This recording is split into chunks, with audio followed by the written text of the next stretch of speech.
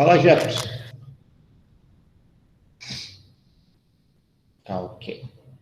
Gravando, apresentação da tela, então.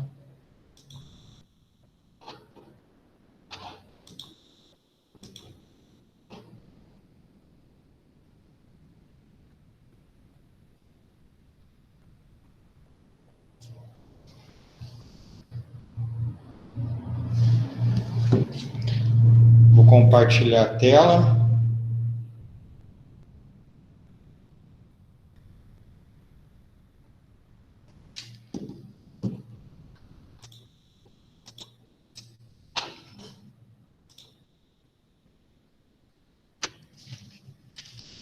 Já visualizaram, né? Sim. Tá. Então, nós vimos até agora que o crime é um fato típico, antijurídico e culpável. Estamos trabalhando aqui, vimos a conduta, falta um pouquinho, conforme informaram. Resultado, nexo causal, que temos que ver, e a tipicidade. Esses 4 elementos, então, compõem a conduta. O que nós vimos do fato típico? Que ele pode ser doloso ou culposo, tem que ser uma conduta humana, claro, né? Ação humana, essa conduta, ela tem que ser consciente e voluntária e dirigida a uma finalidade, teria finalista da ação. Nós temos dentro dessa conduta um fenômeno intelectual, que é a representação do que nós vamos fazer, e a vontade de fazer, que é o fenômeno físico, gera o fenômeno físico. Se faltar um dos dois, a representação ou a vontade de realizar, que é o fenômeno físico, então nós não teremos a conduta. Aqui no fenômeno intelectual é a questão da consciência, né? Exteriorização do pensamento não é punido no direito penal, é apenas a punição começa na fase da execução.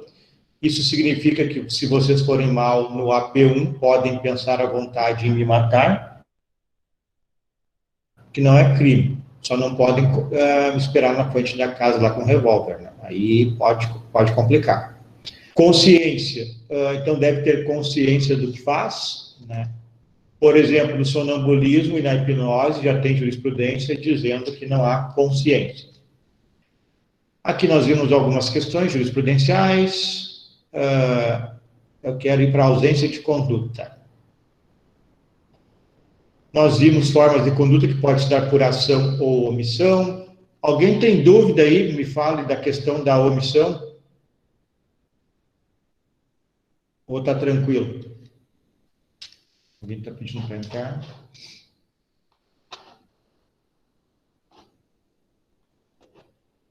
Então, vamos lá.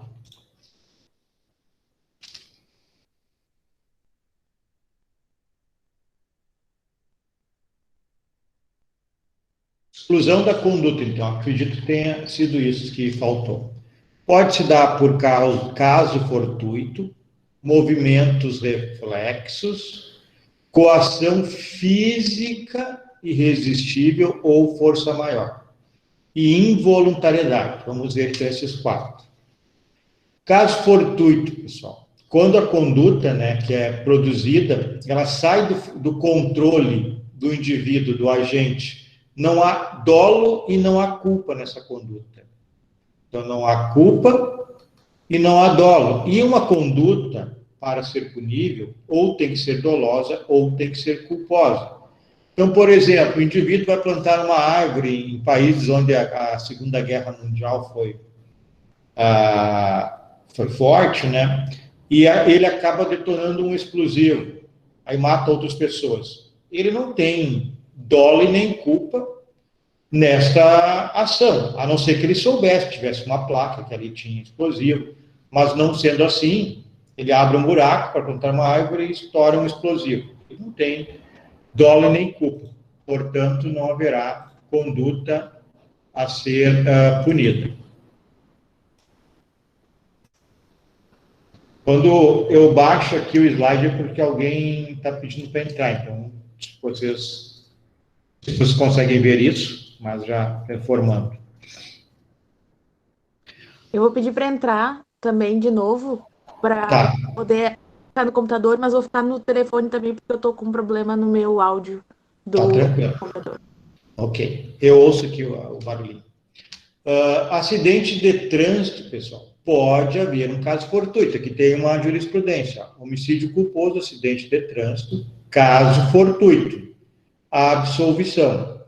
Evento à luz da prova enquadra-se rigorosamente como caso fortuito. Eis que é imprevisível a existência de defeito mecânico no automóvel, dirigido pelo apelado, fato que provocou o desprendimento da roda traseira, causando desestabilidade do veículo e consequente acidente. Então, aqui houve um acidente de trânsito, com lesão ou morte, não sei, homicídios, aqui morte. A roda desprendeu e o juiz entendeu que era imprevisível essa conduta, não havia previsibilidade. Lá na culpa, nós veremos, tem que haver, no mínimo, previsibilidade. Não havendo previsibilidade, não há culpa, e também aqui não há dolo, então é um caso fortuito. Aqui em Cachoeira aconteceu um fato que eu não vi a sentença, mas é bem de acordo com essa ideia aqui. Uma menina ia atravessando a rodovia, aqui a BR, e ela tinha com fone de ouvido e digitando no celular. Aí uma pessoa vinha de carro pelo asfalto, pela BR, e esta pessoa, dentro das regras de trânsito, acaba atropelando a menina e veio a falecer a menina. Aí, em primeira instância, não sei se teve recurso ou não, foi considerado caso fortuito. É mais ou menos o semelhante a esta jurisprudência que nós vimos agora. Então, aqui está excluída a conduta do agente porque não houve dolo e não houve culpa, apenas houve uma conduta fortuita. Movimentos reflexos, pessoal. Bom, atos e movimentos reflexos. Aqui tem quando fala em reflexo, tem uma reação motora dos sentidos do sujeito. Então, uma reação a alguma situação que se apresenta, né? É um elemento corpóreo, não tem qualquer elemento de vontade nessa conduta do indivíduo, né? E quando está ausente a vontade, está ausente a conduta, porque a conduta tem que ser consciente e voluntária, tem que ter vontade. Por exemplo, um exame médico, né, que existia, não sei se existe ainda, deve existir. Vai no médico ortopedista, ele bate com o martelinho no joelho do sujeito, e o sujeito é automático, é um reflexo, o pé vai para frente. Se machucar o médico, não é crime de lesão corporal, porque é um movimento reflexo. Bateu no joelho reflexamente, um sentido reflexo sem intenção do paciente acaba atingindo o médico.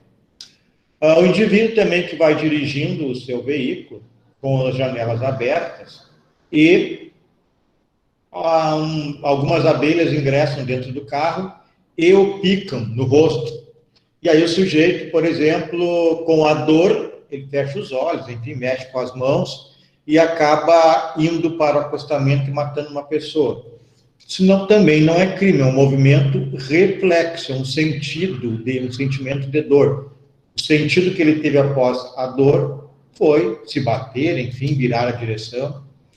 Mesma situação, um animal, né, um pombo, uma ave, né, animal é difícil, mas uma ave é possível, que bate no vidro muito repentinamente, um pombo, né, um bicho maior, bata no vidro do carro e ele, com o susto, deixa o carro ir para o acostamento. Reflexamente, também é um movimento reflexo, e acaba atropelando alguém. Então, também é um movimento reflexo.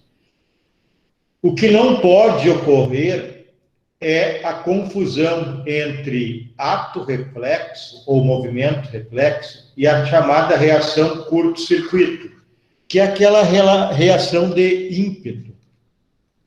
O sujeito vai passando na rua e alguém zomba dele, né?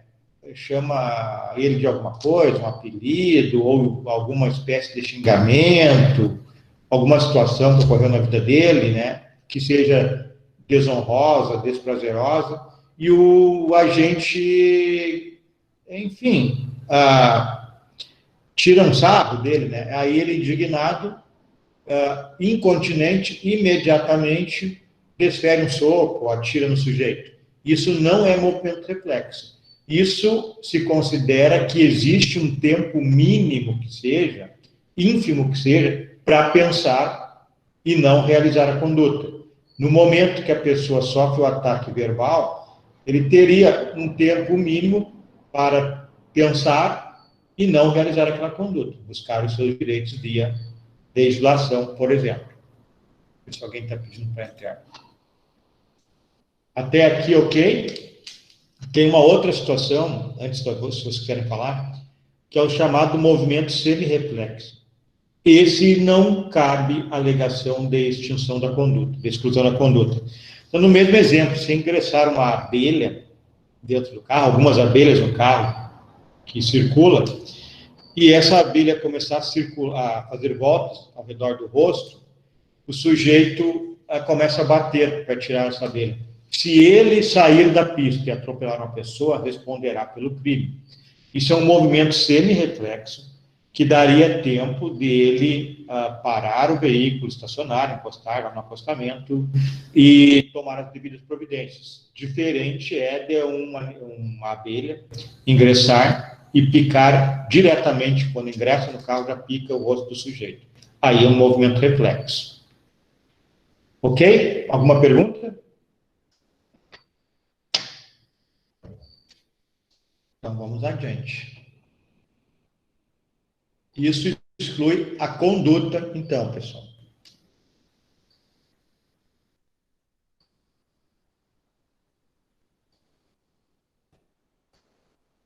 Então, relembrando, caso fortuito, exclui a conduta, nós já vimos. Movimentos reflexos que estamos vendo, acabamos de ver, exclui a conduta. E se não há conduta, um dos 4 elementos do fato típico, não haverá fato típico. Em não havendo fato típico, não haverá crime, que é o primeiro elemento do conceito analítico de crime. Coação física irresistível ou força maior, chamado de vis absoluta. Bom, nesses casos aqui, coação física irresistível ou força maior, o sujeito não há liberdade de agir. Ele é forçado a agir em qualquer uma das duas situações. Ele não tem a vontade, então não tem a liberdade, porque ele é coagido, né? Seja pela coação física, seja pela força maior. Nós veremos a diferença em seguida. Atua, então, obrigado por força irresistível. Ela acaba sendo, então, um instrumento de outra pessoa, né, que o faz praticar a conduta. Então, esse sujeito que pratica a conduta sob coação física irresistível ou força maior, ele acaba que é um instrumento apenas do crime. Aqui tem um exemplo. Motorista forçado pelo caroneiro e desvia carro e atropela.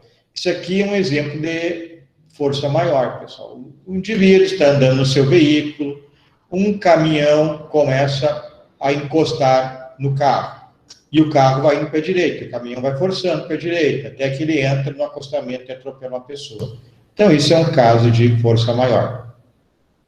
Homem forte obriga fisicamente o gerente de banco a colocar digital no cofre. Pega o gerente do banco, 2 pessoas, por exemplo, a força, o leva até o banco, pegam o dedo dele, o braço dele, colocam o dedo na digital para abrir o cofre. Isso é um caso, então, de coação física. Ele foi pego e foi a força para praticar o delito. O caminhão bate em carro que colide com um ciclista, igual praticamente o primeiro exemplo. Força maior, o caminhão bateu no carro e o carro se desgovernou, então, e bateu no ciclista. Mas é semelhante lá ao exemplo 1. O que não pode ser confundido é coação física irresistível com coação física resistível. A coação física irresistível, ela exclui o fato típico, exclui a conduta. A coação física resistível, ela não exclui, se o indivíduo pode resistir. Agora, outra situação que não se pode confundir é a coação física irresistível com a coação moral irresistível.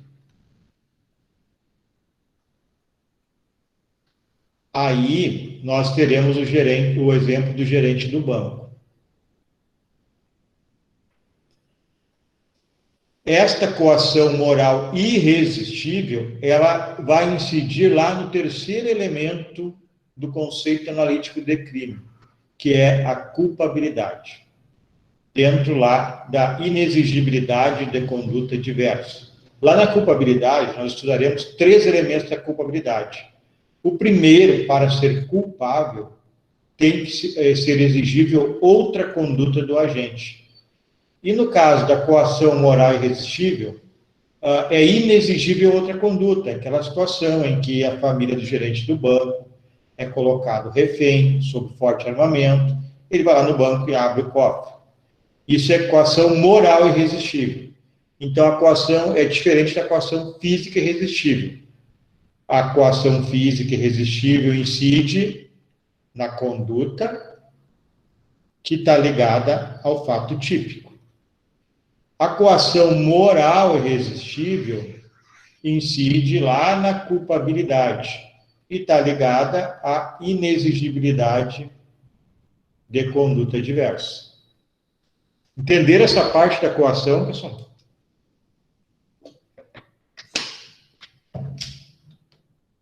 Não dá para confundir. Entenderam a diferença da coação física irresistível para principalmente a coação moral irresistível?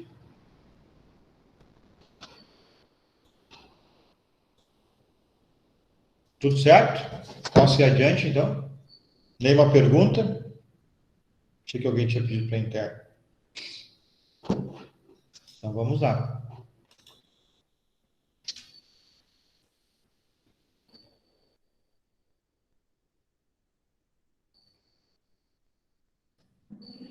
E o último elemento aqui que exclui a conduta é a chamada involuntariedade.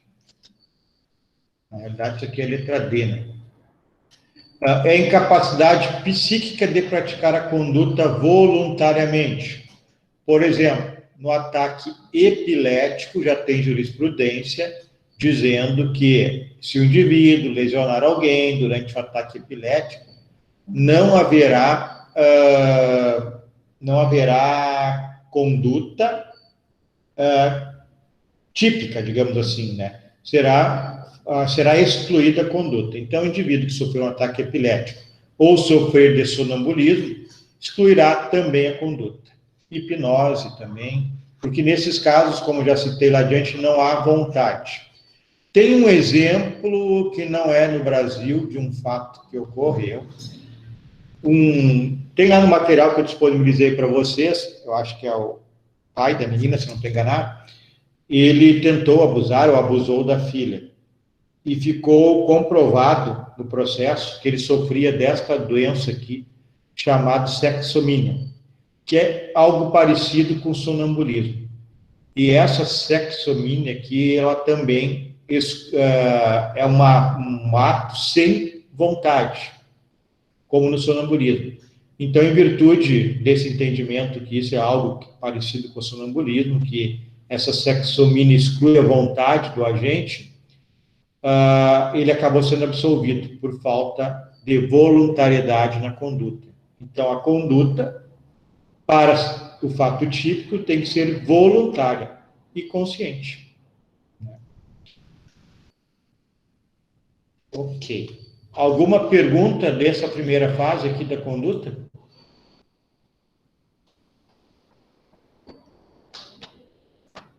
A conduta, então, tem que ser voluntária, consciente, dirigida a uma finalidade. Nós vimos ali 4 situações que excluem a conduta. Depois nós vimos a questão da tipicidade lá, principalmente a bagatela. E eu passarei um material para vocês, uma revisão, que trata também de outras questões que podem excluir a tipicidade. Acho que não falei sobre isso, deixa eu ver se não está aqui já. Deixa eu dar uma olhadinha.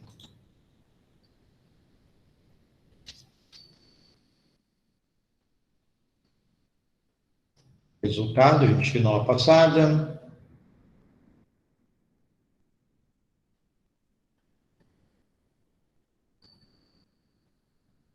Tipicidade.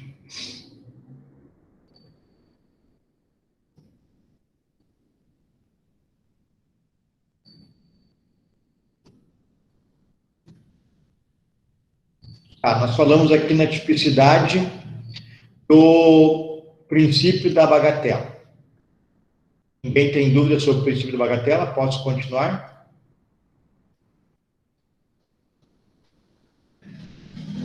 Ok. Eu vou passar um material para vocês nas próximas aulas aí sobre o princípio da adequação social, que também incide na tipicidade.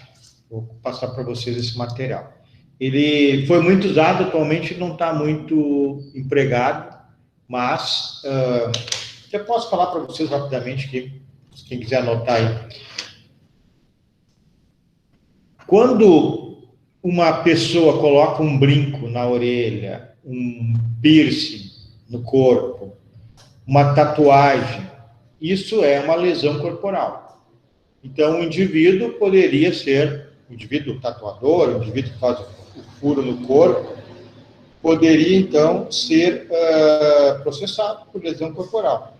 Porém, com base no princípio da adequação social,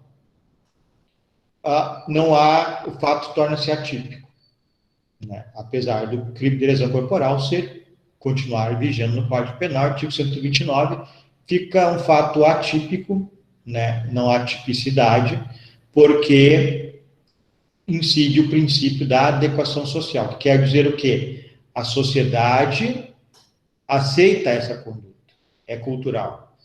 A mesma situação pode ocorreu, mas vem sendo rechaçada atualmente, eu diria que já nem pode ocorrer mais, no artigo, acho que é 229 do Código Penal, que trata da manter casa de prostituição, né? Andou diversos julgados no TJ do Rio Grande do Sul e no STJ, determinando a aplicação do princípio da adequação social, e aí, enfim, decidindo que não era crime manter casa de prostituição, com base no princípio da adequação social. Qual era o argumento? Que as autoridades conheciam, sabiam que funcionava uma casa de prostituição, que a comunidade sabia e não dava muita importância, então que já havia, assim, uma certa adequação, aceitação à manutenção desses estabelecimentos.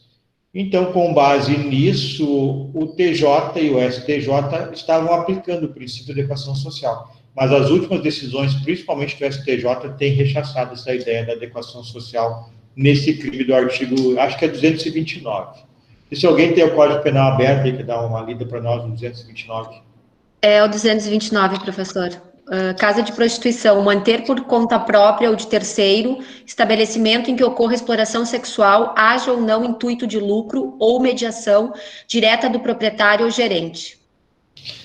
Obrigado, Deise. Esse artigo, então, teve muita decisão nesse sentido, mas houve um retrocesso das decisões judiciais e andou mudando bastante. Esses dias eu estava olhando no STJ, principalmente, e no TJ também, mudou bastante. Houve, assim, ali 2017, por ali, 2015 em diante, muita decisão dizendo que não era crime, o artigo 229. Porém, as decisões que eu tenho visto ultimamente voltaram atrás, dizendo que é crime.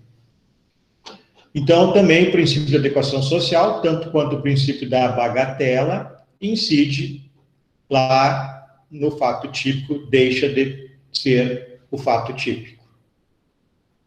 Deixa eu apagar aqui. Bom, então vamos para a relação de causalidade, o nexo causal.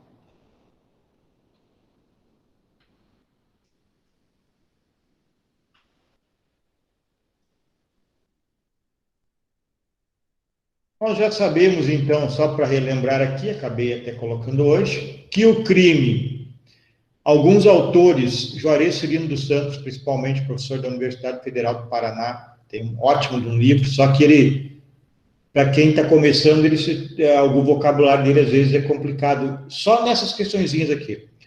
Nós estamos falando que o crime é um fato típico, antijurídico e culpável.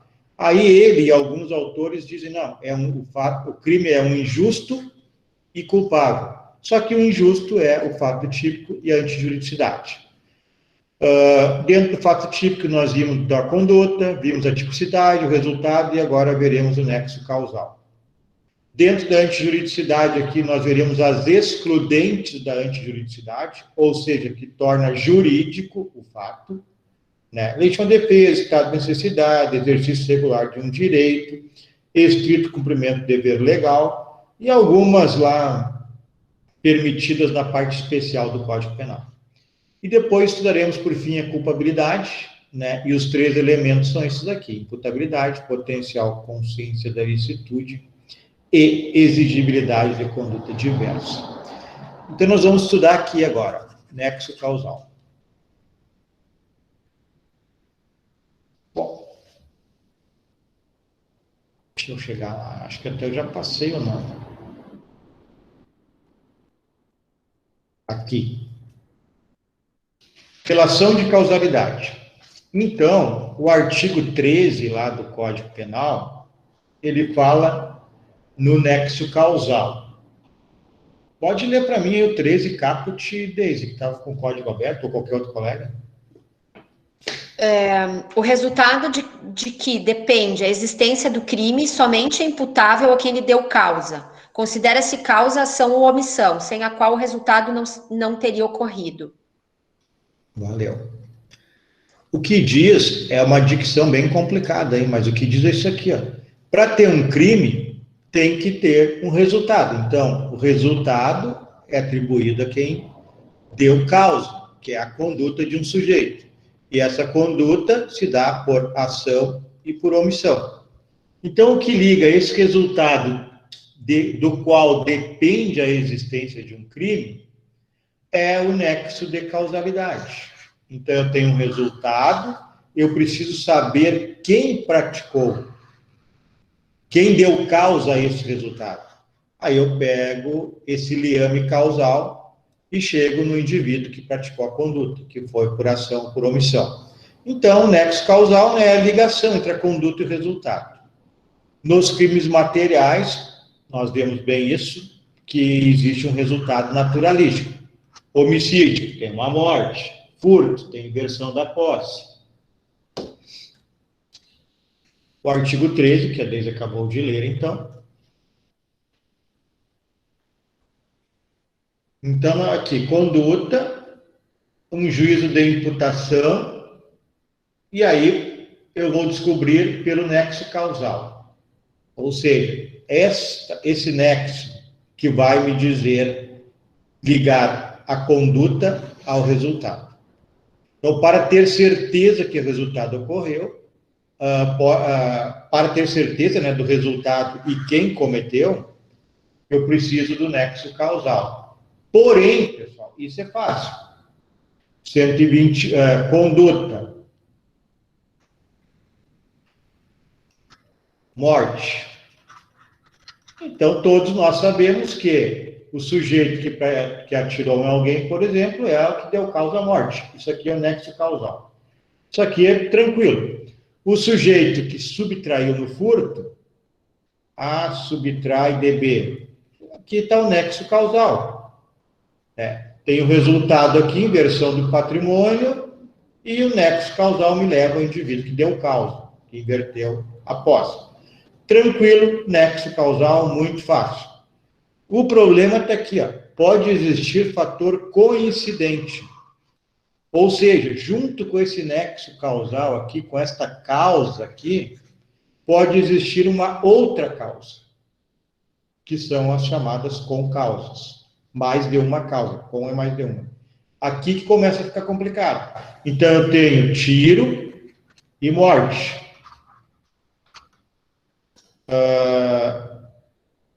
Ok, eu posso ter hemofilia e morte. Viram que eu tenho duas causas aqui para uma morte? Eu tenho que saber o que causou a morte e qual é a consequência da hemofilia. Então, aqui está o tal do nexo das concausas no nexo causal. Então, o efeito, né, aponta-se a causa por dedução. Isso aqui é o juízo hipotético de eliminação. A causa é a ação ou omissão sem a qual o resultado não ocorreria, não teria ocorrido. Isso nós chamamos de teoria da equivalência dos antecedentes. Já vou explicar direitinho o que é isso. Então, tem um efeito e tem uma causa. Mas quem deu causa a esse efeito? Nós temos que trabalhar com o juízo hipotético de eliminação, que é a chamada teoria da equivalência dos antecedentes. Ou também conditio sine qua non. O que é conditio sine qua non? Condição sem a qual não existiria o resultado. Condição sem a qual não existiria o crime. Isso é equivalência dos antecedentes. Quer dizer que tudo que veio para contribuir para o resultado está na linha causal e é causa do crime.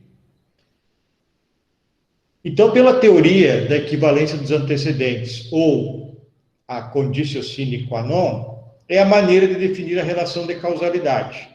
Para essa teoria, então, causa é todo fato humano. Nós já temos visto isso. Sem o qual o resultado não teria ocorrido. Então, olha o que ele está dizendo aqui, ó. Resultado, causa, é todo fato humano. Isso quer dizer o quê? Que tudo que tiver nesse contexto aqui, desta causa, faz parte, é causa e deve ser analisado o seu aspecto de responsabilidade, porque ela contribuiu para esse resultado. Então, tudo que está aqui é possível, é causa do resultado. Agora, tudo vai ser punido? É isso que a gente tem que ver. Então, aqui, isso então é o artigo 13 do Código Penal.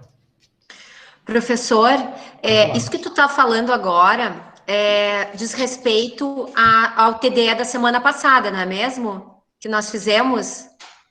Sim, isso. Ok. Que foi o Google Formulário, né? Exato, mas é exatamente isso, não é? Isso, é sobre isso que a gente está falando. Bom, pessoal, mas aí eu vou perguntar um negócio para vocês assim. Eu tenho uma morte. Esse é o resultado. Bom, eu tenho aqui fabricação da arma, eu tenho compra da arma, eu tenho, vamos dizer,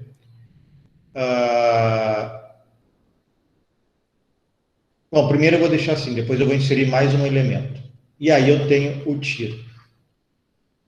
Pergunto para vocês, tudo que está aqui, esses três fatos, contribuíram para essa morte ou não contribuíram?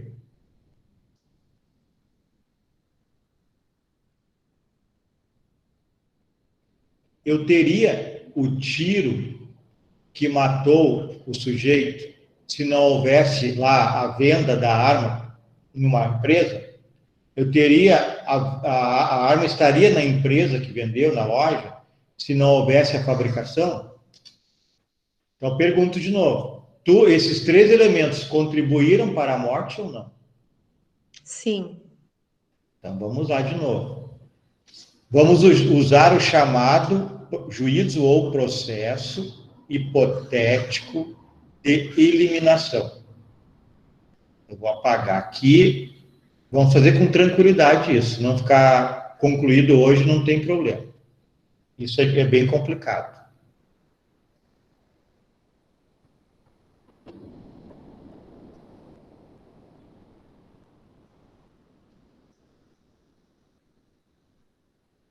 Eu vou inserir uma nova cadeia aqui de fatos.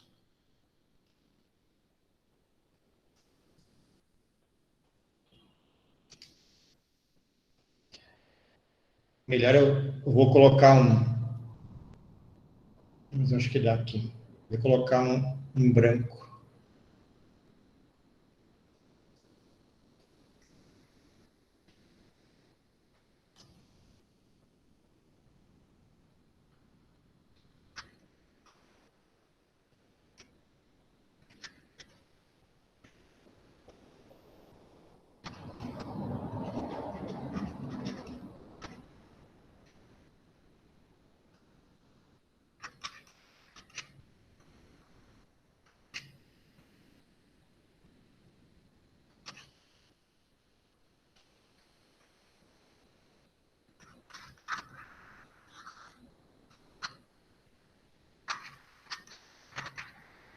Vocês enxergam aí os rabiscos que eu estou fazendo?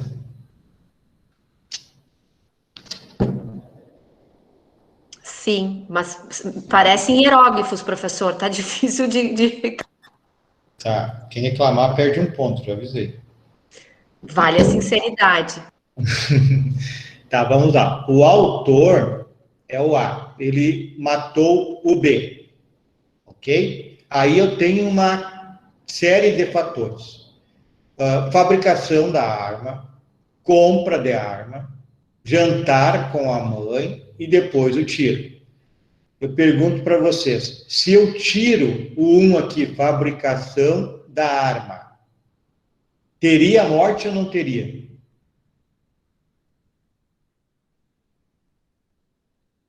Não.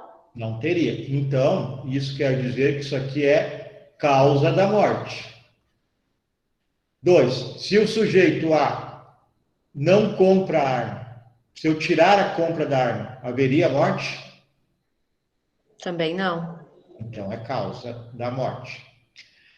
Se o A não jantar, se eu tiro o jantar com a mãe, haveria morte? Não haveria. Vamos pensar. Se eu tirar o jantar da mãe, com a mãe, ele compra a arma, passa na casa da mãe e janta. Se eu retirar o jantar, ainda existiria a morte ou não existiria a morte? Haveria morte. Haveria morte. Então, não é causa. O jantar com a mãe não influencia na morte. E o tiro? Se eu retirar o tiro, claro que não tem morte. Aí, então, também é causa. Esse é o juízo hipotético de eliminação. Com isso, eu posso saber quais as condutas contribuíram para a morte, nesse caso aqui. Aí eu pergunto para vocês assim, deixa eu ver isso. E o pai do autor? Se eu tiro o pai do autor do A, e aí teria a morte ou não teria? Se eu tiro o pai do autor, ele um dia saiu namorando, e aí teve a relação lá, enfim, etc., aqueles namoros aí, aglomeração, etc., e aí depois ele se some, vai embora, deixa a mãe sozinha lá, grávida, como acontece muitas vezes, né? E aí o A, filho do casal, mata. Se eu tirar o pai dele da ação, existiria o crime ou não?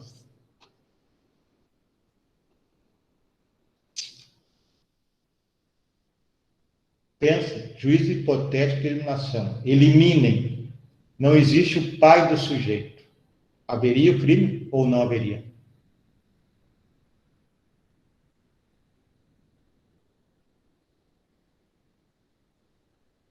Vocês pensaram só no namoro, né?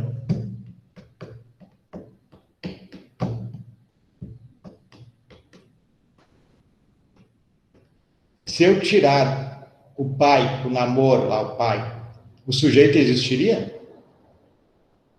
Não existiria. Se não existiria, não haveria crime. Então, o pai contribuiu para essa morte. Ele é parte integrante dessa cadeia causal. Bom, e aí, a gente não vai parar nunca com isso? Né? Então, esse é um defeito dessa teoria, que ela vai ao infinito. A gente pode buscar mais questões, buscar o pai do pai, o avô, pode buscar a empresa que fabricou a arma, pode buscar quem coletou o minério, etc, etc, etc. Né? Então, esse é um defeito dessa teoria. Para tirar esse problema, o que foi estabelecido? Que ela não vai ao infinito. A teoria, olha o nome, lembra disso, conditio sine qua non. Condição sem a qual não. Então, todas as condições que contribuírem são consideradas na cadeia causal. Mas, para eliminar essa situação de ir ao infinito, se utiliza a questão psíquica, a teoria psíquica da ação, que é o quê? Somente se pune quem tem dolo, quem tem culpa na sua conduta. Então, se o fabricante lá da arma, o que vendeu a arma, melhor, vamos pegar mais adiante, o que vendeu a arma para o atirar, vendeu legalmente, não tem conhecimento que é para matar, então ele não agiu nem com dolo e nem com culpa. E aí termina, então, a cadeia causal, não vai adiante. O fabricante da arma, obviamente, ele não agiu nem com dolo nem com culpa, que alguém vá sair por aí matando. Ele produziu para as forças de segurança, ou para a defesa, as pessoas se defenderem, né? É ser motivo da produção. Então, ele não agiu com dolo ou culpa ao fabricar um revólver, uma pistola, com dolo ou culpa de homicídio. Então, por isso que também não entra na cadeia causal. Foi a maneira, então, que encontrada, né, desta teoria ser empregada. Senão, não teria como, né? Então, esse é o chamado juízo hipotético de eliminação, que foi uma criação do autor chamado Thierry.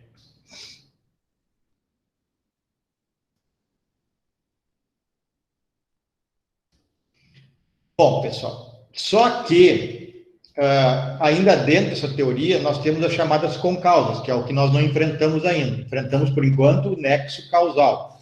O problema é quando nós temos duas ou mais condutas, duas ou mais causas para um crime. Uma segunda causa ingressa no contexto da causa inicial. Então, eu tenho resultado, seja qual for, morte, e eu tenho a causa, mas surge uma outra causa nesse contexto. E aí vem as concausas. Dentro das concausas, com exceção de uma delas, nós trabalharemos ainda com esta teoria da conditio sine qua non. Uma delas, que é lá no fim, nós teremos que mudar a teoria. Nós trabalharemos com a teoria chamada de causalidade adequada. Então, nós vamos ver aqui. Então, eu tenho mais de uma causa, concausa. Existe as absolutamente independentes, a causa 1 e a causa 2 são absolutamente independentes na produção do resultado. Então, guardem muito bem isso aqui, ó, absolutamente. Isso já quer dizer que uma não tem ligação com a outra. E isso vai influenciar no resultado punitivo. Então, guardem bem, a concausa absolutamente independente é diferente, claro, né, da relativamente independente. Esta aqui tem alguma relação com o resultado, com a outra causa e o resultado. Esta absolutamente independente não tem relação com a causa 1 e a causa 2. Elas são absolutamente independentes. Tem relação lá no resultado apenas. Bom, as causas absolutamente independentes, elas são pré-existentes Antes da conduta do agente existia outra conduta, outra causa, melhor dizendo. Existe a concomitantemente, é quando as duas causas são praticadas ao mesmo tempo. E existe a causa superveniente, é quando, depois da conduta do agente, surge uma outra causa.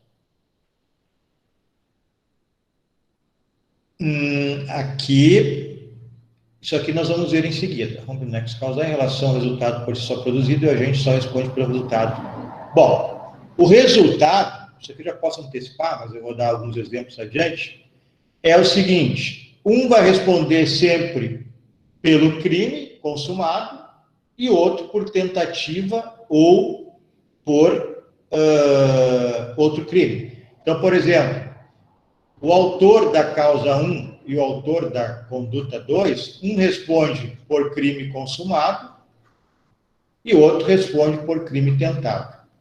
Mas eu darei exemplo para vocês entenderem em seguida. Mas é uma maneira de ligar as causas absolutamente independentes. A causa relativamente independente. Então, quer dizer que as duas, a causa 1 e a causa 2, têm influência, elas estão ligadas uma à outra para a produção do resultado. Também tem pré-existente, concomitante e superveniente. Bom, a superveniente tem duas possibilidades. Essas possibilidades aqui. A causa relativamente independente, superveniente, que não produz por si só o resultado, ela está dentro lá da teoria da conditio, que nós estamos vendo até agora, sine qua non.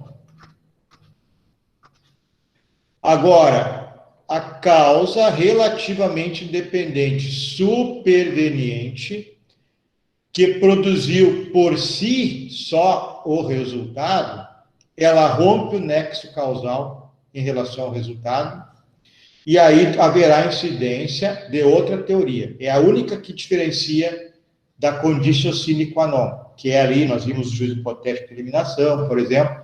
Essa aqui é a chamada teoria da causalidade adequada. Está no parágrafo 1º do artigo 13. É só essa aqui, pessoal. É a causa relativamente independente que produziu por si só o resultado. Antes de eu avançar, quero relembrá-los que, então, nós temos um resultado. Para a produção desse resultado, há duas causas. Causa 1 e causa 2, enfim. Existe a possibilidade que essas causas sejam absolutamente independentes. Nesse caso, eu falei para vocês que, se forem absolutamente independentes, um autor da causa, por exemplo, responde ou por homicídio consumado ou tentado, se for homicídio. O autor da causa 2, o inverso. Depende de como foi. O autor da causa 2 responderá, então, por tentativa ou consumação. Um deles é consumado e o outro é tentado. Por quê? Eu estou insistindo nisso porque as duas causas são absolutamente independentes uma da outra. Se elas são absolutamente independentes uma da outra, não há como os dois responder com a mesma tipificação. Então, um tem que ser consumado e o outro tem que ser tentado. Ou até mesmo um tentado e outro lesão corporal, alguma coisa nesse sentido. Mas a gente verá depois. A outra questão são as causas relativamente independentes. Então, eu tenho causa 1 e causa 2 que têm relação entre elas lá no resultado. Se há relação, ambos podem responder pelo mesmo fato típico, pelo mesmo tipo penal. Então, nas absolutamente independentes, o resultado, o crime imputado ao sujeito será diferente. Seja um por consumação, outro por tentativa. O mesmo crime, mas diferente é a questão da consumação ou tentativa. Na relativamente independente, como elas têm relação, como regra, Os dois podem responder da mesma maneira, ou tentado ou consumado. Os dois produtores das duas causas. Com exceção da última que nós vimos, que adota a teoria da causalidade adequada, que é causa relativamente independente, superveniente, que por si só produziu o resultado. Tá, antes de ir adiante, eu quero saber só uma coisa. Vocês entenderam que é com causa e que existe uma absolutamente independente da outra e existe uma relativamente independente? E que isso trazem resultados jurídicos distintos? Só quero saber isso. O Alceu que está quieto aí hoje, entendeu, Alceu?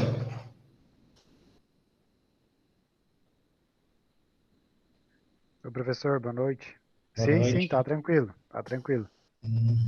Alguém não entendeu? Então, nós estamos falando que num contexto existem duas causas. E as duas se relacionam de alguma maneira na produção do resultado. Só que nas absolutamente independentes, elas não têm ligação, elas produzem o resultado, uma sem ligação da outra, sem contribuição da outra. E nas relativamente independentes, elas produzem o resultado, uma com certa ligação com a outra. É isso que ocorre. Então, vamos adiante.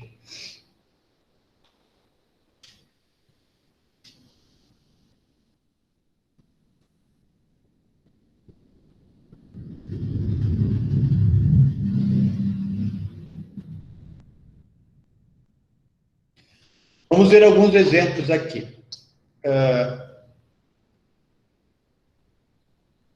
Causas absolutamente independentes. Agora acho que vocês vão conseguir entender.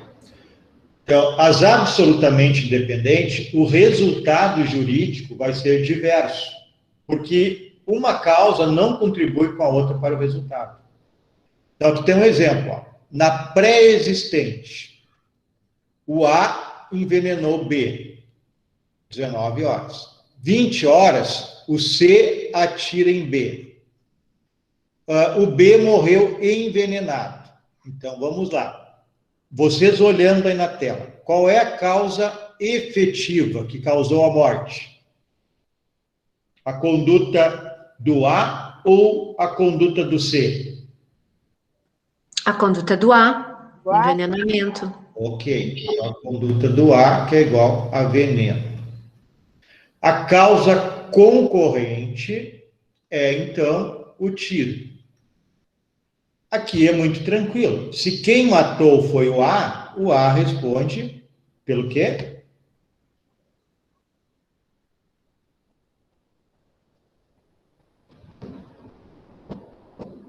Homicídio. Homicídio. Consumado. E o C, que atira em B, ele responde, então, por homicídio tentado.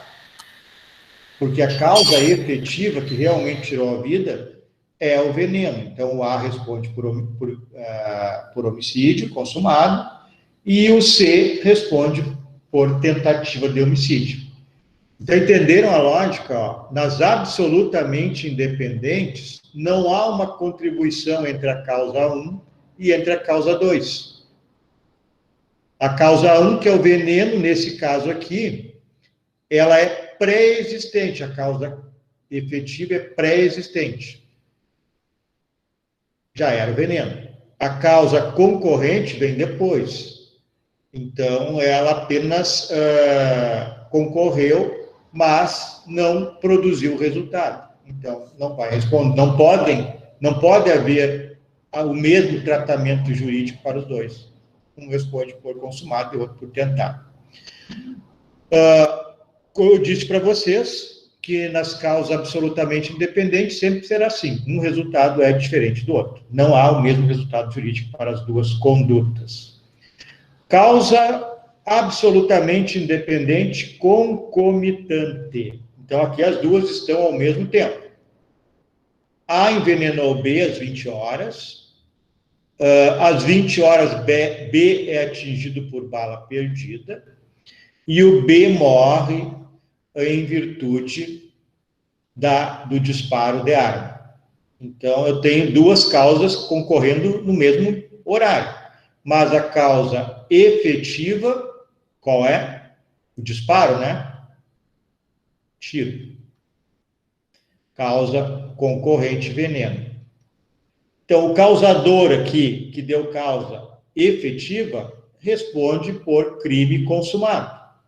E quem concorreu, mas não deu causa efetiva, a morte, responde por tentativa. Entenderam isso até aqui? Posso ir adiante?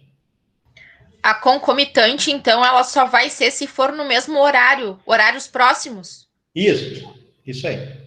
Uhum. Hein, professor? Oi. E se foi o A que atirou no B também, ele envenenou às 20 horas e depois ele deu o tiro. Somam-se essas duas situações? Não, ele responde por homicídio. Envenenamento daí não. Responde por homicídio qualificado, pode ser por envenenamento. Mas é homicídio, se o A praticou as duas condutas, vai responder só ele por homicídio qualificado por envenenamento. Porque eu tenho a morte, o sujeito de alguma maneira matou. Eu posso discutir que se o veneno não foi causa, de não qualificar, é uma possibilidade de discutir. Se a causa foi a bala, mas aí não seria a bala perdida, né, o seu? Seria o tiro. Sim, não. Seria um outro exemplo, não, entendi. Se o A dá veneno e o A atira, e se a morte se deu pelo tiro, eu posso discutir se seria qualificado porque o veneno não produziu resultado. Poderia até não ser qualificado pelo veneno. Aí eu tenho que ver o contexto se dá para qualificar por outra coisa. Sim. Ok. Professor, Pode falar. desculpa, mas como é que eu faço para distinguir a pré-existente da concomitante? Porque eu vi que a única diferença entre elas vai ser o lapso temporal, né? É a única diferença, é essa. Concomitante, tem que lembrar disso, ó, é ao mesmo tempo. Só isso. Sempre pega a causa efetiva e verifica se a causa concorrente é antes, pré-existente.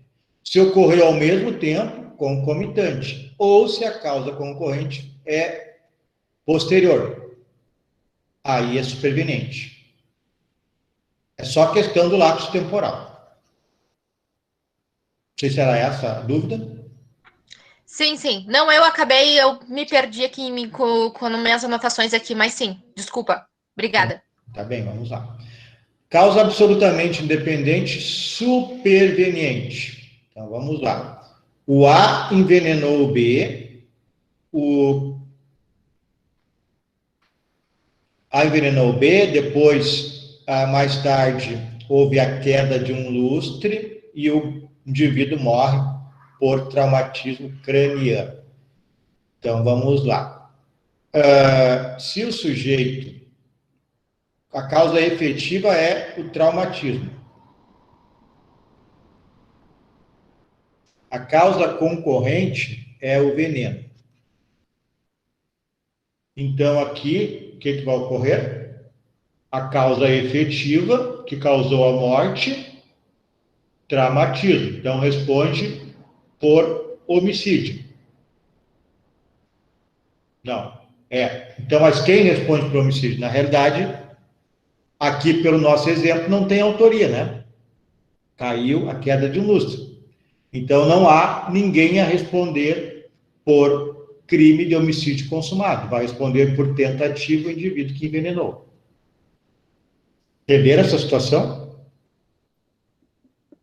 Professor, eu fiquei com uma dúvida. Pode falar. A Aline perguntou a diferença para distinguir o pré-existente do concomitante. E a minha dúvida foi do pré-existente com superveniente. Uhum. Eu não estou entendendo como é que eu vou distinguir um do outro. Pela tentativa? Não, pela causa. Pela causa. Vamos lá. Vou apagar aqui.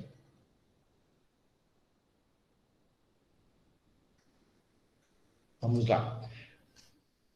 É mais fácil, eu vou descartar e abro de novo, mais rápido. Hein, professor, o superveniente é muito azarado, né? Vamos tentar diferenciar, tentar lembrar. Não, vamos. Fala aqui na questão. Ah, tá, esse exemplo aqui. Sim. É isso aí. Ele ia morrer, né? Acabou não morrendo pela causa que poderia matar ele, sim, por um acidente, né? Bom, vamos lá. Me digam aqui. Era para morrer. Era para morrer mesmo. Aqui a causa efetiva é o veneno. A causa efetiva, veneno. Aqui a causa efetiva é o tiro. É isso, né? Morre fácil do tiro. E aqui a causa efetiva é o traumatismo.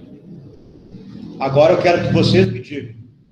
A causa efetiva aqui, no caso da pré-existente, ela vem antes ou depois da outra causa?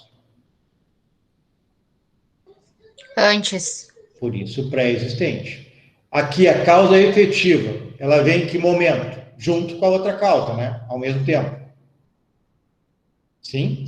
Isso. Tá. E aqui, a causa efetiva vem em que momento? Antes ou depois da outra causa? Depois da primeira ação. Isso. Depois. Então, para saber se é pré-existente, concomitante ou superveniente, só ver aqui a causa efetiva, que momento ela aparece. Quem deu causa ao crime, vem antes, junto ou depois. Aí eu sei se é pré-existente. Na realidade é que tem que saber só as duas, né? Pré-existente e superveniente, a outra é junto. Sim, até o nome da primeira está dizendo pré-existente, pré-existe. Isso. Agora, vou me ligar, vou relacionar o nome, então. Isso, só que tem que ligar a causa efetiva, que realmente deu causa ao crime. Então, vamos adiante. Agora sim, agora começa a complicar. Aquela ali é tranquila. Causa relativamente independente. Agora, as duas causas têm alguma relação. De alguma maneira, as duas estão relacionadas na produção do resultado. Então, causa relativamente independente pré-existente. As três situações existem: pré-existente, concomitante e superveniente. Então, vamos ao exemplo. Na pré-existente, B golpeia a faca o A, gera um pequeno ferimento. O A é hemofílico e o A morre em razão desta doença. Qual é a causa efetiva? Me digam aí. Hemofilia? É a doença. A doença, ela vem antes ou depois da faca? Antes. Ele já tem a doença. É a doença. Então, ela é uma causa relativamente independente, pré-existente, porque a doença já existia. A causa concorrente aqui é a faca, golpe de faca. Bom, pessoal, então nós temos aqui uma situação que as duas se uniram para o resultado. Se não existisse a doença, a facada não mataria, né? Então eu tenho que unir as duas, né? Causa concorrente aqui, causa efetiva hemofilia, causa concorrente golpe de faca. A causa efetiva origina-se indiretamente da causa concorrente. Então, o B, que deu o golpe de faca, responderá pelo homicídio consumado. Porque eu tenho a seguinte situação, ó, vou colocar aqui.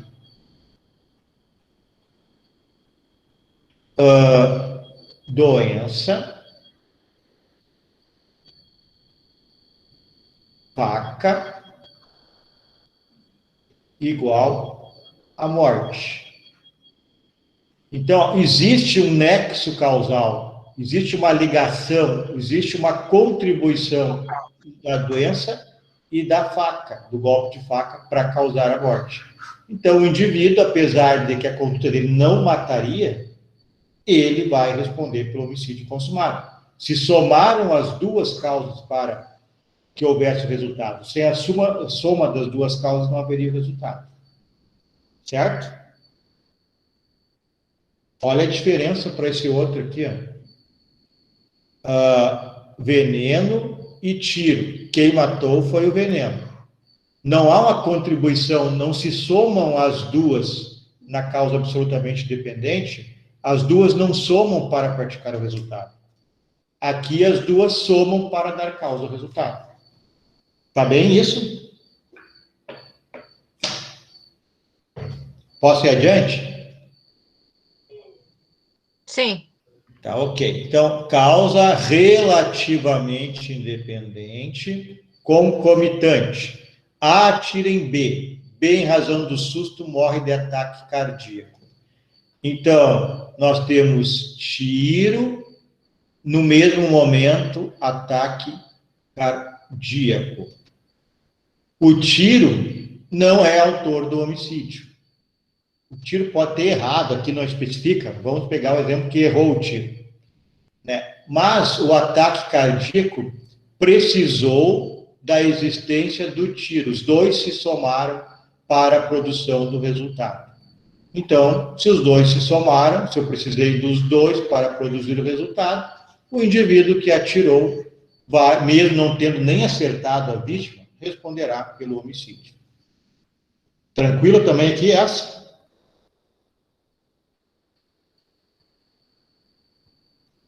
Tu falou homicídio tentado? Não, consumado. Se o indivíduo morreu. Consumado. Ah, tá. Só se ele tivesse passado muito mal e não chegou a morrer, mas aqui no exemplo ele morreu. Né? Morre de ataque cardíaco. Certo? Então vou adiante. Causa relativamente independente, superveniente. Aí agora complica um pouquinho. Aqui ainda eu estou no artigo 13 do Código Penal. A teoria da conditio sine qua non. Condição sem a qual não. Aí lembrem do juízo hipotético de eliminação, do processo hipotético de eliminação. Então, causa relativamente independente, superveniente, essa se divide em duas. Primeira, que por si só produziu o resultado. Não. Vamos para B primeiro. Não é essa aqui que eu quero agora. Aqui que está o artigo 13. Conditio sine qua non. Então, causa relativamente independente, superveniente, que não produziu por si só o resultado. Que não por si só produziu o resultado. Tá? Então, essa causa relativamente independente, superveniente, ela se associou à anterior para produzir o resultado. Então, o efeito jurídico dela é igual a esse aqui e igual a esse aqui. Vamos lá, o resultado está na linha de desdobramento causal normal, como os outros que nós vimos até agora. A causa concorrente é adequada ao resultado. O resultado deve ser atribuído à causa concorrente. Vamos ver o exemplo. 19 horas, A atira em B. 19h30, B é submetido à cirurgia e morre por imperícia médica. Causa efetiva que nós temos aqui é a imperícia. Poderia ser o exemplo ali, que foi citado no início da aula, a questão da infecção. Poderia ser também.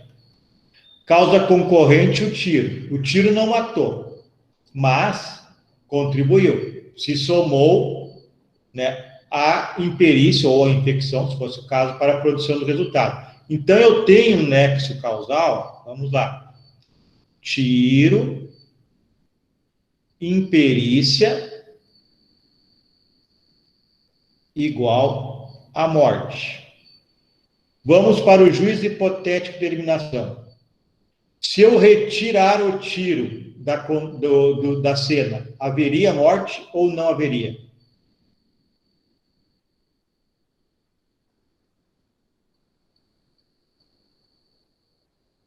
Se eu retirar o tiro da cena, ainda existiria morte?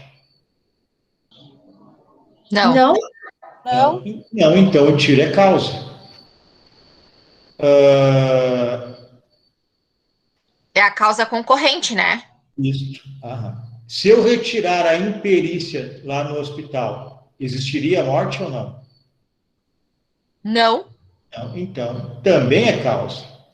Então, os dois são causa. Se os dois são causa, o que vai acontecer? O autor do tiro vai responder por homicídio consumado. Muitos dias. Mas mesmo assim, não deu tempo para a Janete.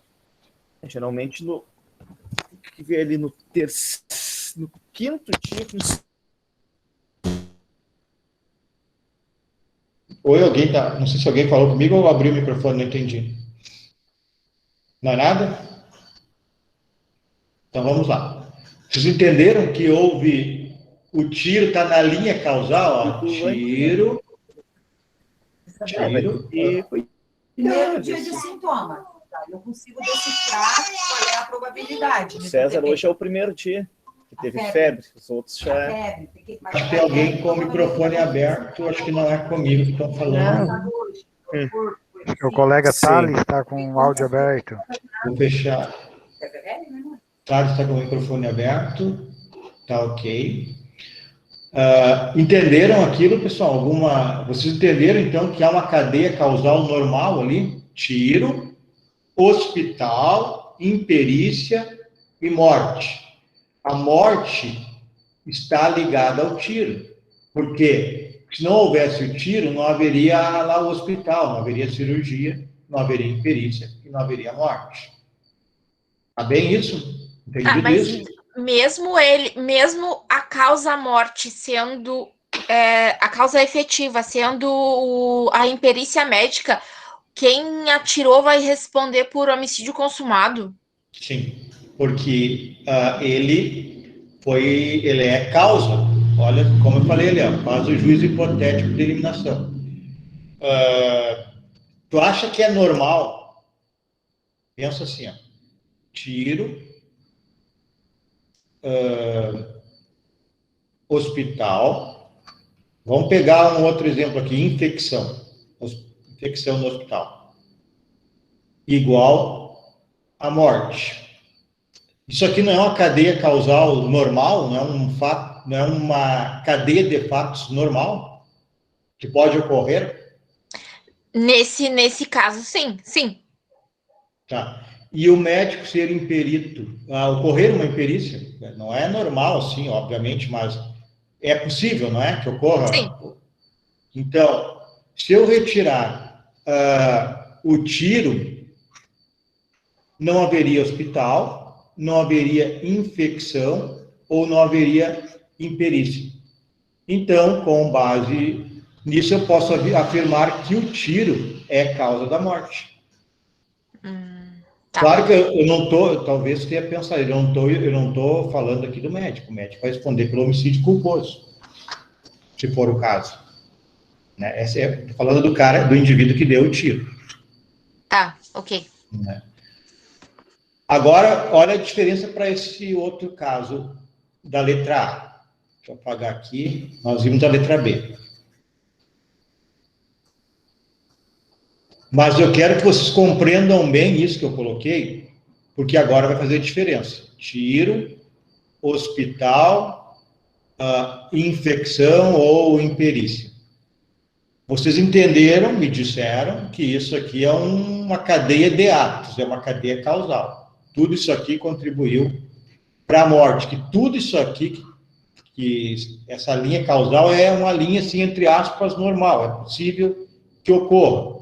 Entrar num hospital, em virtude de um tiro, é possível que o indivíduo morra por infecção hospitalar, por imperícia, enfim. Agora, olha a diferença para o outro.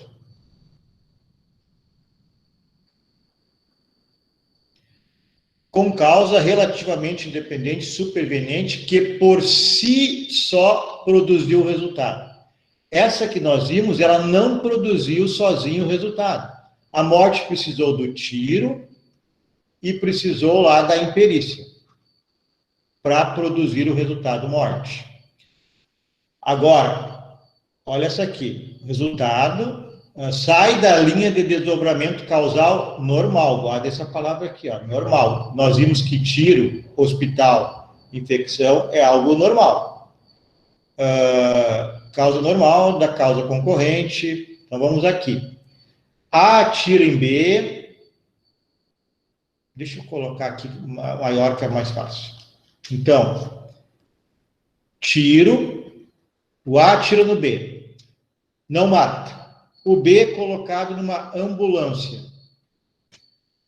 Esta ambulância, antes de chegar ao hospital, cruza sinal vermelho, sei lá o quê, há um acidente de trânsito. E, em virtude do acidente, o indivíduo que havia levado o tiro morre por traumatismo craniano. Agora vamos fazer a mesma coisa. Deixa eu colocar aqui nesse cantinho aqui. É a mesma coisa. Tiro, hospital, imperícia ou infecção, morte. Eu posso dizer que é a mesmíssima coisa. Tiro, ambulância e morte por traumatismo craniano. Vocês conseguem ver a mesma situação de normalidade nessas duas situações aqui? Essas duas linhas causais? Ou quebra a normalidade na cidade de cima?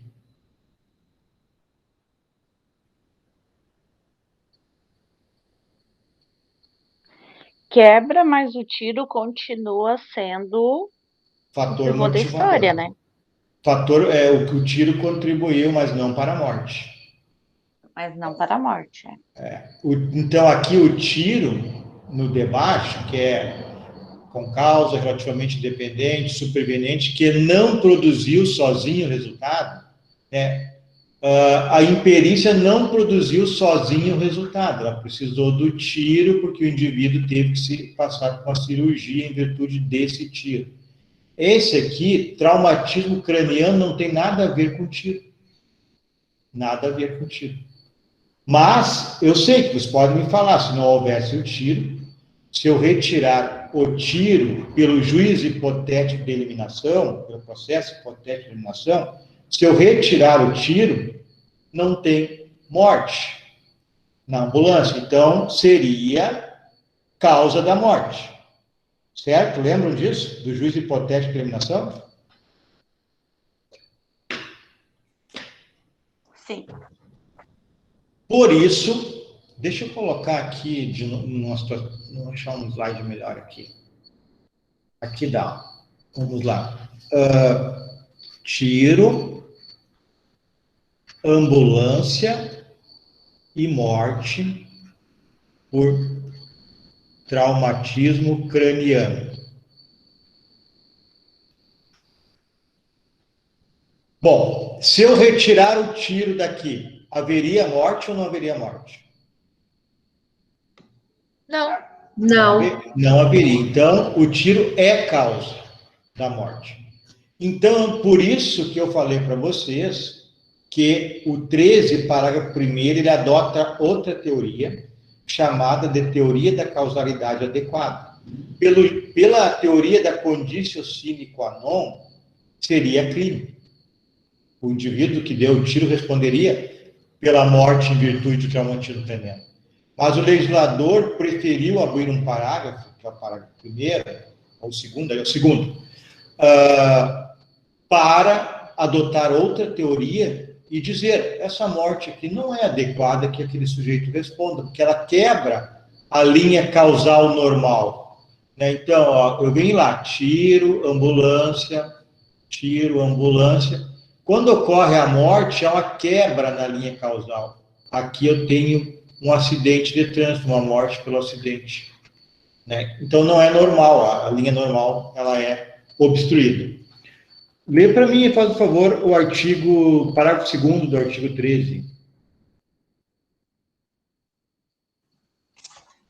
A omissão é penalmente relevante quando o omitente devia e podia agir para evitar o resultado. O dever de agir... Vou te interromper, não, é o parágrafo 1º mesmo, desculpa. A superveniência de causa relativamente independente exclui a imputação quando, por si só, produziu o resultado. Os fatos anteriores, entretanto, imputam-se a quem os praticou. Viram? O artigo diz tudo que eu falei. Que a causa superveniente... Pode ler de novo para nós aí. A superveniência de causa relativamente independente exclui a imputação quando, por si só, produziu o resultado. Os fatos anteriores, entretanto, imputam-se a quem os praticou. Então, a causa superveniente, que no nosso exemplo é o acidente de trânsito, ele produziu sozinho o resultado. Não é normal alguém morrer de traumatismo craniano num acidente de trânsito porque levou um tiro. Então, o legislador preferiu, chama isso de causalidade adequada, preferiu essa situação. Olha, isso é uma causa superveniente que produziu sozinho, o indivíduo morreu só pelo acidente, não morreu pelo tiro, não está ligado ao tiro. Mas, professor, se ele não tivesse levado o tiro, ele não estaria dentro da ambulância, provavelmente ele estaria dando um giro de bicicleta pela estrada do mar. E aí essa teoria não... E aí poderia ser atropelado e morrer por traumatismo craniano na bicicleta. Né? E é isso que o legislador pensou. Ele fez essa exceção porque o entendimento é que não é uma linha causal normal, não é um desdobramento causal normal. Normal é levar um tiro, ambulância, chegar no hospital e lá morrer por infecção hospitalar. Aí é uma linha causal normal. Agora, professor, o senhor consegue colocar essa teoria em um outro exemplo, por favor? Vamos lá ver o TDE agora. Daí a gente já tem um exemplo lá. Vamos abrir aqui o TDE. Ô, professor, só para, antes do senhor sair desse exemplo aí, tá, então, nesse do acidente ali, que ele morre do acidente, né, traumatismo craniano, daí aquele que atirou, ele não vai ser, tentativa de homicídio daí? Tentativa. E o outro sujeito, o motorista do outro carro, homicídio de trânsito. Tá, e aquele que também tentou, atirando, mas não matou, e aí como no hospital aquela sequência ali levou à morte, então quem deu o tiro, nesse caso, da infecção hospitalar ou da imperícia médica, vai ser acusado de homicídio. Sim, isso. Eu vou compartilhar de novo a tela. Eu não quero que vocês aprendam assim. Vou mostrar uma situação, mas isso não é aprender, isso é decorar, não é bom. Só para uma emergência.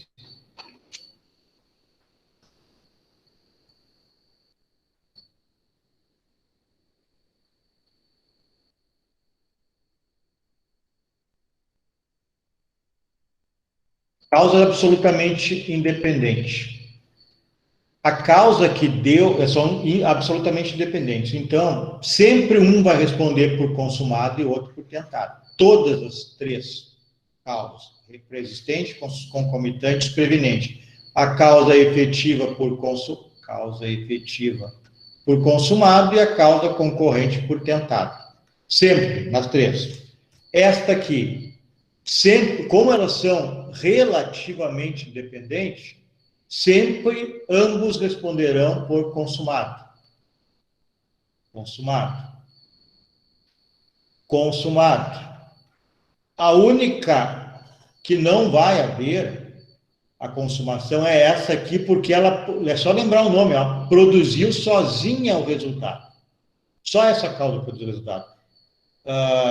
Então, vai ser atribuído o resultado a quem deu causa, que foi o motorista lá que bateu na ambulância, e não o indivíduo que deu o tiro. Porque a produção da morte por traumatismo craniano não se somou ao tiro. O tiro está na linha causal, mas não como produtor do resultado. Então, quer ver um outro exemplo? Me pediram antes de eu entrar no TDE lá. Tiro, hospital, internado, fogo no hospital. E aí, o autor do tiro no braço do sujeito, que ficou internado lá 1 ou 2 dias, ele vai responder por homicídio, porque pegou fogo no hospital? Sim, porque o paciente só estava lá porque ele levou um tiro. Essa é a questão, não vai responder, porque o fogo produziu sozinho o resultado morte. Né? Porque ele morreu queimado e não morreu pelo tiro. É Isso. assim que a gente tem que pensar, né? Isso. Então, ó, vocês têm que pensar na linha causal. Vamos lá. Tiro, hospital e morte pelo fogo. Isso não é uma linha normal de causalidade. Não é normal alguém levar um tiro e morrer queimado. Então, o legislador entendeu que seria mais correto abrir uma exceção do parágrafo 3º, excluir a teoria da conditio sine qua non, que se fosse aplicada aqui o indivíduo responderia pelo homicídio, teoria da conditio sine qua non, condição sem a qual não. Ou seja, essa condição de morte não existiria sem o tiro. Então, o legislador preferiu tirar o 13 caput e abrir uma exceção no parágrafo 1º do 13, que é a teoria da causalidade adequada. O tiro é adequado para matar por fogo? O tiro é adequado para matar por traumatismo craniano? Nenhuma das duas situações é adequada. Então, ele não vai responder pelo resultado, só pelo que ele praticou. Vocês têm que lembrar, se esquecerem de todas essas explicações que eu estou dando, é isso aqui, ó. Sozinho produz. O resultado foi produzido sozinho por uma das causas. Quando a causa for superveniente, que produziu por si só o resultado, a causa anterior, o indivíduo não responde pelo resultado, só pelo que praticou. Não sei se melhorou um pouquinho com o exemplo do fogo, alguém aí tinha me pedido. Ô, professor, exemplo. Então quer dizer que se ali no lugar do fogo ele tivesse lá no hospital e tivesse um infarto lá no hospital, estava internado lá sei lá quanto tempo e teve um infarto, daí seria a causa de baixo? Depende, provavelmente não, provavelmente seria a de cima, porque se ele está internado lá há 1 semana, 10 dias, 15 dias, por exemplo, e aí dá um infarto, se o infarto não tem ligação com o tiro, né, ele não vai responder. O autor do tiro não responde. Porque o infarto não teve ligação com o tiro, apenas está no hospital. Né? Agora, se o sujeito dá o tiro e morre, como aquele exemplo aqui que eu dei, esse aqui, ó, concomitante, ou morre logo depois, né, passa mal, dali a 1 hora morre no hospital, ok, tudo bem. Aí o tiro foi causa do ataque cardíaco. Agora, se o cara está 1 semana, 2 internado e não tem ligação nenhuma, é essa a situação que o sujeito vai responder pela tentativa que levou o sujeito a tentativa com um tiro, né, que levou o sujeito ao hospital, e não pelo homicídio, porque o ataque cardíaco se deu depois, não tem ligação nenhuma. Certo isso? Eu consegui responder a pergunta aí da questão do ataque cardíaco? Sim, sim. É que ela é bem complexa, assim, no caso concreto, ela é bem complexa, né? Tu conseguir tipificar certinho como é que funciona. Lembrem, eu acho que a melhor coisa para vocês lembrarem, fazer diferença é essa. Ela produziu ou não produziu? Ela precisou do outro, assim, numa linha causal normal para produzir o resultado? Ela teve que se associar à primeira causa numa linha normal? Teve. Bom, então, se as duas somaram, o indivíduo responde. Aí, aquela que não produziu por si só o resultado. Agora, se o resultado morte, ele não está numa linha de normalidade, como nós conhecemos, qualquer um de nós conhece, quer dizer que produziu sozinha a segunda causa. Então, o sujeito só responde por tentativa. Hein, professor? Essa linha causal natural, ela pode ser discutível? Tentando imaginar num caso concreto, assim. Não, tu pode ela é até... complexa, que nem a colega disse, né? A relação ao infarto ali. Sim, ou lá na questão do incêndio. E se o incêndio foi criminoso, por exemplo? Só se foi pelo mesmo sujeito que deu o tiro. Se for por outro, o sujeito que deu tiro não tem nada a ver com essa história da morte. Sim, aham. A única coisa, Alceu, que dá para discutir é o exemplo do ataque. Tu tem que ver. A única coisa que dá para discutir é assim, bom, o ataque cardíaco foi logo depois, está ligado ao susto, ao tiro? Ok, está ligado, então o sujeito vai responder pelo homicídio. Foi uma semana depois, a perícia demonstra que não tem nada a ver com o tiro. Foi uma causa natural. Então, a única discussão é essa. Está ligado ou não está ligado à primeira causa? Isso é possível discutir. Agora, se chegar à conclusão que não está, não tem como discutir. Mesmo porque a gente não pode usar o juízo hipotético de eliminação. É outra teoria, é uma exceção. Tá, não. Vamos dar uma olhada no TDE aqui.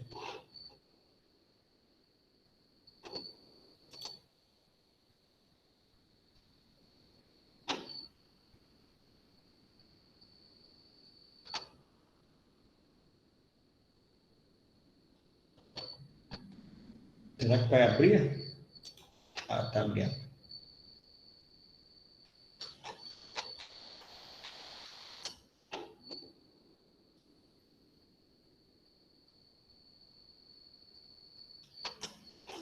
Bom, aqui tem tudo o que eu expliquei para vocês agora. Sendo o nexo de causalidade a relação estabelecida entre a conduta e o resultado, nexo causal liga a conduta ao resultado, pode-se aplicar o processo hipotético de eliminação, de Thierry, ou seja, suprime-se mentalmente determinado fato presente na sucessão de acontecimentos, presentes até o resultado do crime. Suprimida a conduta, não remanescendo o resultado criminoso, tal conduta será causa. Então, se eu tiro, vai jantar com a mãe. Se eu tirar o tiro, some o resultado, a morte. Então, o tiro é causa da morte. Bom, eu tenho a morte, se eu retirar o jantar com a mãe, continua existindo a morte. Então, o jantar com a mãe não é morte. Isso é o processo hipotético de eliminação. Porém, após tal supressão, se persistir o resultado, não será causa do crime. É o caso da mãe. Tiro a janta com a mãe, o crime continua existindo. Então, a mãe não é causa do crime. Obviamente que ainda após esse juízo, deverá ser observada a causalidade psíquica, que é o dolo ou a culpa. Ou seja, para não ir ao infinito, buscando quem contribuiu para aquele resultado morte, até quem fabricou a arma, eu verifico a causalidade psíquica, que é o dolo e a culpa. Tem dolo ou tem culpa? Tem, então é causa. Não tem dolo nem culpa, então a gente tem que excluir da causa do crime, a fim de evitar o regresso ao infinito. Até aqui estamos diante da teoria da condition sine qua non. Excepcionalmente, no artigo 13, aqui ficou parágrafo 2º, é primeiro, eu vou tentar editar depois, mas é primeiro, Código Penal adota a teoria da causalidade adequada, ou seja, não basta que o comportamento do agente seja indispensável para o desdobramento do crime, mas deve ser adequado. Aí o exercício é: FHC dirigia seu veículo pela via pública, quando, sem os devidos cuidados exigíveis a qualquer ser humano, atropelou o JJ Pispirica, que após 4 meses hospitalizado, veio a falecer por inflamação do parenquima pulmonar, comumente chamado de broncopneumonia. Então, o indivíduo foi atropelado, teve que ficar internado no hospital, e após 4 meses de internação pulmonar, ele falece.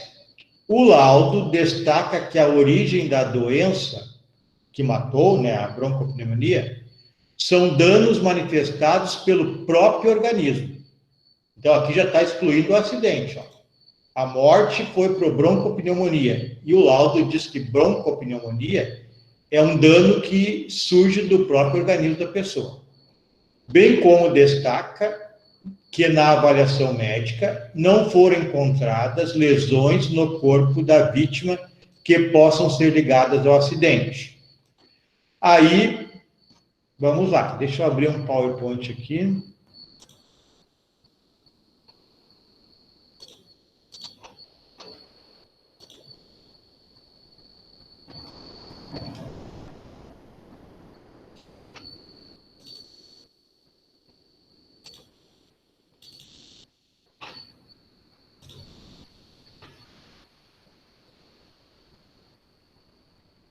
Estão vendo aí o PowerPoint?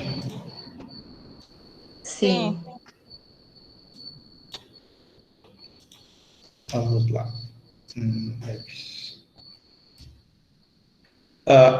Acidente, hospital, 4 meses internado, morte por broncopneumonia. Isso é uma doença que se origina do próprio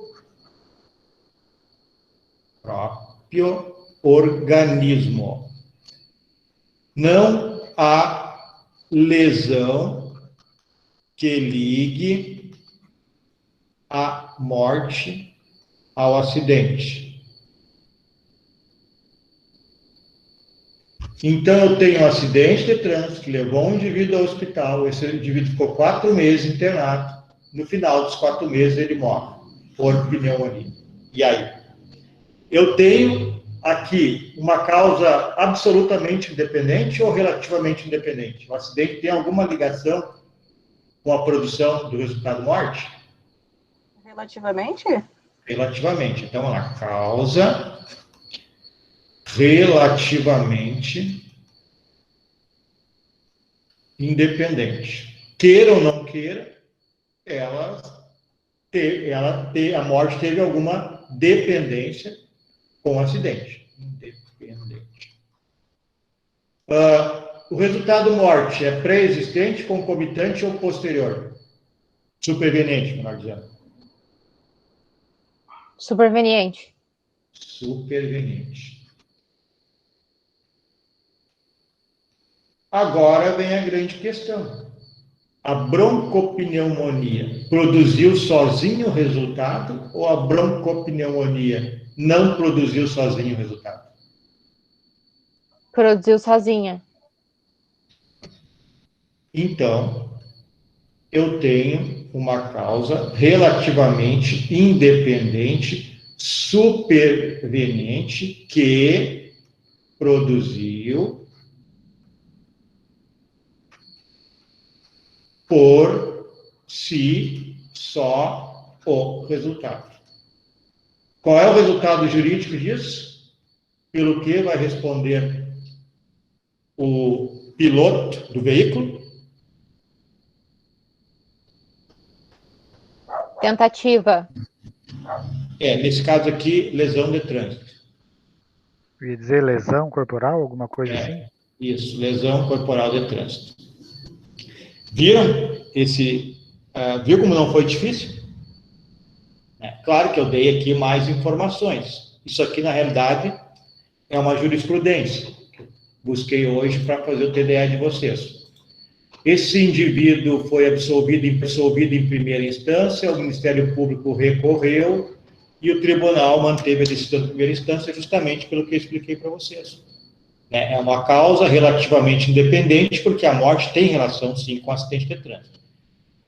De alguma maneira teve, porque ela parou no hospital lá por causa do acidente de trânsito. Desculpa, professor. É diferente do que eu tinha falado da minha parente, né? Realmente é diferente a situação. Tu não chegou a comentar bem, mas acho que é bem antes, né, o resultado morte da tua parente, né? Sim, ela foi para o hospital, mas lá ela adquiriu uma infecção hospitalar. Mas a infecção hospitalar não adquire se tu não está no hospital. Isso, aí não adquiriria, está dentro daquela causalidade lá adequada que eu falei, né? É da linha causal natural, como disse o Alceu. Mas nesse caso, não tem nada a ver. A broncopneumonia não se produziu em virtude da pessoa estar hospitalizada há 4 meses. Não foi por isso. Ele já ia adquirir, já era dele. Isso. Gabriela queria falar ou só abriu o microfone? Certo, pessoal? O TDE, então, é isso aí, tá? Já tem a resposta, agora vocês fundamentem ali melhor, né, para a resposta, até para vocês treinarem isso, para vocês solidificarem esse conhecimento. Ele traz essa ideia aí desta diferença, né, de não ser punido pelo fato consumado, justamente para vocês pensarem um pouquinho. Uma pergunta? Bom, então, qualquer coisa que surgir de dúvida, vocês podem, tem o chat lá, a sala de interação que está aberta lá, até a próxima quarta. Vocês podem colocar lá qualquer dúvida, que eu respondo para vocês. E façam esse TDE, então, qualquer dúvida também sobre o TDE, a gente pode tratar também na próxima aula ou lá na sala de interação. Então, se todo mundo está satisfeito, não há perguntas, né? Eu vou encerrar a aula. Nós estamos há quase 2 horas e passou rápido, não sei se foi muito cansativo ou não, mas para mim foi tranquilo. Vou desejar para vocês aí um bom feriado, né? Amanhã é feriado, né? Desejar uma boa Páscoa, desejar que todos estejam muito bem, de saúde, felizes. As meninas, principalmente, não comam muito chocolate, né? Porque algumas zelam pela sua estrutura, né? Enfim. E, se possível, né? Eu vou fazer isso, alguma ação solidária. Eu vou adquirir amanhã 5 cestas básicas de alguns chocolates, vou entregar aqui para famílias que não têm. O momento é para isso, né? Então, quem deseja todo esse bom feriado e boa Páscoa a todos aí. Nos encontramos a semana que vem e, se necessário, podem me chamar. Então, boa noite, abraço a todos aí. Boa noite. Boa noite, professor. Boa noite. Uma feliz Páscoa para ti e para tua família. Obrigado. Feliz Páscoa para todos. Abraço. Obrigado. Igualmente, Boa gente. noite, Igualmente, professor. igualmente. Boa noite. Também uma boa noite. Boa noite, feliz Páscoa.